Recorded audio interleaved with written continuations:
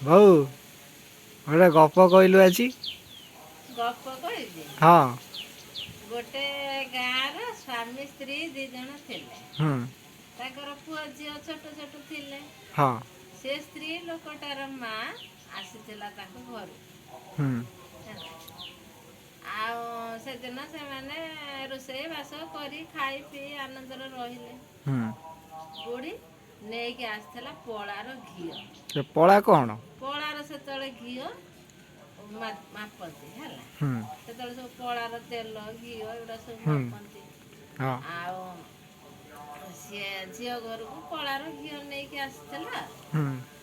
ତାଙ୍କର ଖାଇ ପିଇକି ଖୁସିରେ ରହିଲେ। ତା ଜଇଁ ସେଠୁ ବିଲକୁ ଖାଇ ପିଇକି ବିଲକୁ ଗଲା ହଳ କରିବାକୁ। ହୁଁ। ହେଲା।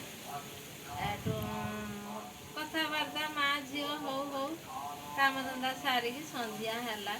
ବେଳ ଯେମିତି ବୁଡ଼ିଗଲା ହଁ। ସନ୍ଧ୍ୟା ହେଲା। ସେଉଠୁ ଜଇଁ ବିଲ କାମ ସାରି ହୁଁ। ବଳଦ ଗୋଡ଼େଇ ଗୋଡ଼େଇ ଆଇଲା। ହଁ। ଆଉ ସିଏ ରାଗିକି ବଳଦକୁ ଗୋଡ଼େଇ ଗୋଡ଼େଇ ଆସୁଛି। ବାଡ଼ିଟାକୁ ଉଞ୍ଚେଇକି ହଲେଇ ହଲେଇ ଆସୁଛି। ହୁଁ। ସିଏ ଯେତେବେଳେ ବାଡ଼ି ଉଞ୍ଚେଇକି ହଲେଇ ହଲେଇ ଆସୁଛି। ବୁଢ଼ୀ ଦେଖିଲା ଭାବିଲା ଜଇଁ ପୁଅ କଣ ବାଡ଼ିଟାକୁ ହଲେଇ ହଲେଇ ଆସୁଛି। ହୁଁ। ବୋଧେ ଆଜି ରାଗି ଯାଇଛନ୍ତି ଜଇଁ ପୁଅ। ହୁଁ। ଆଉ ଝିଅକୁ ବୋଧେ ଆଜି ବାଡ଼େଇବେ ଆଉ। ହୁଁ। ଆଉ ମୋତେ ବି ଗାଳି ଗୁଲଜ କରିବେ କଣ କରିବେ। ଯାଉଛି ମୁଁ ପଳେଇ ଯିମି ଲୁଚିକି ଆଉ। ହଁ। ସିଏ ସେଉଠୁ ବୁଢ଼ୀ କଣ କରିଛି ନା ଧୀରେ ଧୀରେ ସାଇଡ଼ ହେଇକି ପଳେଇଲା। ହୁଁ। ସେଠୁ ଝିଅ ଯେତେବେଳେ ଦେଖିଲା ହଁ। ମା କଣ ପଳେଇ ଗଲା। ପଳା ତ ରହିଗଲା ଘିଅ ଆଣିଥିଲା ପଳାଟା ତ ଅଛି। ହୁଁ। ଆଉ ମା ପଳେଇ ଯାଉଛି ହଉ ମୁଁ ଡାକିକି ଯାଉଛି ପଳାଟା ଦେଇଦେବି ଆଉ। ହୁଁ। ହେଠୁ କହିଲା ଡାକିଲା ଆଉ ମା ଲୋ ମା ପଳା। ବୁଢ଼ୀ ଯେତେବେଳେ ପଛୁକୁ ଅନେଇ ଶୁଣିଲା ମା ଲୋ ମା ପଳା କହୁଛି। ହୁଁ। ସିଏ ହେଠୁ ଭାବିଲା ଝିଅ କଣ କହୁଛି ମା ଲୋ ମା ପଳା।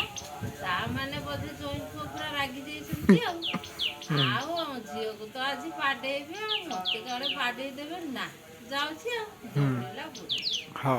ଝିଅ ସେଉଠୁ କଣ କଲା ନା ମା କଣ ପଳା କଥା ଶୁଣି ଦୌଡ଼ିକି ପଳଉଛି। ହୁଁ। ଆଉ ପଳାଟା ନବ ଡାକିଲା ବେଳକୁ ଦୌଡୁଛି ନା ଜୋରରେ ଡାକିଲା ହୁଁ। ମା ଲୋ ମା ପଳା।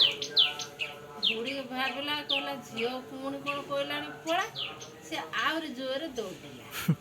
ତାପରେ ଝିଅ ସେଉଠୁ କଣ କଲା ନା ମା କଣ ଏତେ ଜୋର ଦୌଡ଼ିଲାଣି ସେ ଆହୁରି ଜୋରରେ ଡାକିଲା ମା ଲୋ ମା ପଳା। ବୁଢ଼ୀ କହିଲା ନା ଝିଅ ମାନେ କହୁଛି ମାନେ ଆଉ ରହିବିନି। ଆଉ ଯଦି ରହିବି ଜଇଁ ପୁଅ ବାଡ଼ି ପକେଇବ ମୋତେ। ହୁଁ। ସିଏ କଣ କରିଛି ନା ଏକାଥରେ ଜୋର ସେ ଦୌଡ଼ିକି ହୁଁ। ପଳେଇଗଲା ପଳାଟା ରହିଗଲା। ହୁଁ। ଜଇଁ ପୁଅ ତାର ଦେଖିଲା ବେଳକୁ ବଳଦ ଗୁଡ଼େଇ ଗୁଡ଼େଇ ଘରକୁ ଆସିଲେ। ଆଉ ଝିଅ ଦେଖିଲା ବେଳକୁ କହିଲା ମା କାହିଁକି ପଳେଇଲା।